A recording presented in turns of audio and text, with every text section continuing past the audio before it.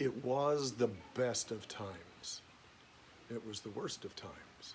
It was the age of wisdom. It was the age of foolishness. It was the epoch of belief. It was the epoch of incredulity. It was the season of light. It was the season of darkness. It was the spring of hope. It was the winter of despair. We had everything before us. We had nothing before us. We were all going direct to heaven. We were all going direct the other way. In short, the period was so far like this present period that some of its noisiest authorities insisted on it being received for good or evil in the superlative degree of comparison only. Those are the opening statements to Charles Dickens' Tale of Two Cities. Was Dickens ahead of his time or what? That same statement could be used to describe the coronavirus world of today, right? And the news, whatever outlet you use, be it left or right, electronic or paper or otherwise, they all describe ad nauseum our horrific situation. Let me take a moment to put a different spin on things. Yes, this is a terrible position we are in. Absolutely horrible. But let's not forget who we are. We are Americans, and I am a Texan to boot. We will come out of this and we will be better for it. History shows that more millionaires were made during the Great Depression than any other time in our nation's history. Why? Because it was also a time of great opportunity. Today we are faced with a similar situation, and it's easy to become overwhelmed. Trust me, I get it. None of us know what the future holds. At best, it's very frightening and scary. Fear is self-defeating, though. Personally, I believe in God, and fear is not from God. Scripture tells us that. It also tells us that we can do all things through Him and that He strengthens us. Fear not. We can have all the confidence in the world that whoever created all of this world is also big enough to get us through this situation. On the Hertz vibration scale, fear is one of the lowest frequencies, down around 100 Hertz, while reason and love and joy and peace are much higher at 400 to 600 Hertz. The law of attraction suggests that we become what we think about.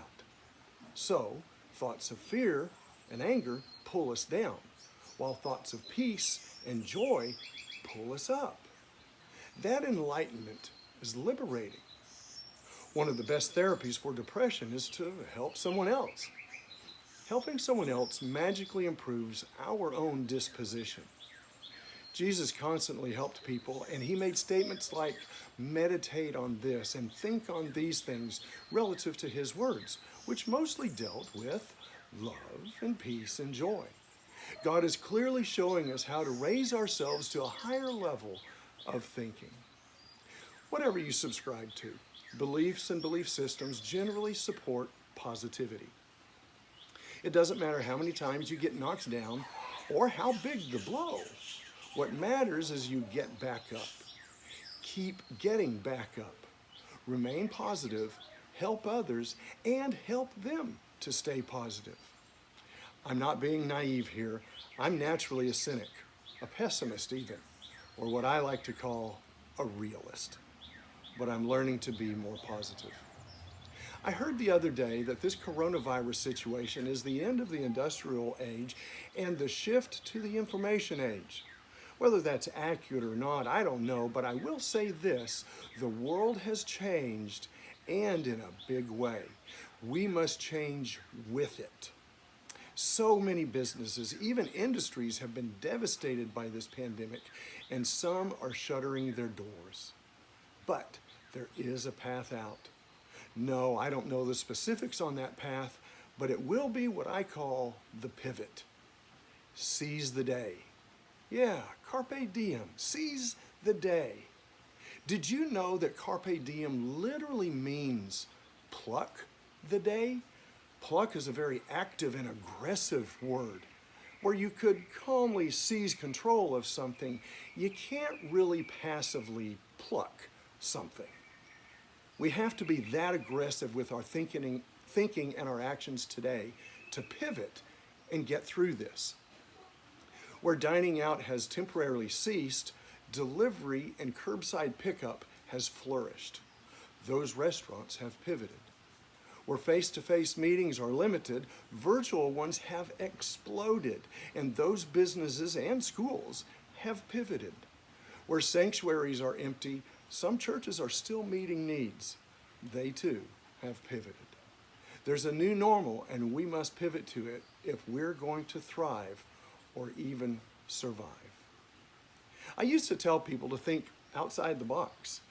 I don't even know if the box exists anymore, but we absolutely cannot keep thinking the ways we used to.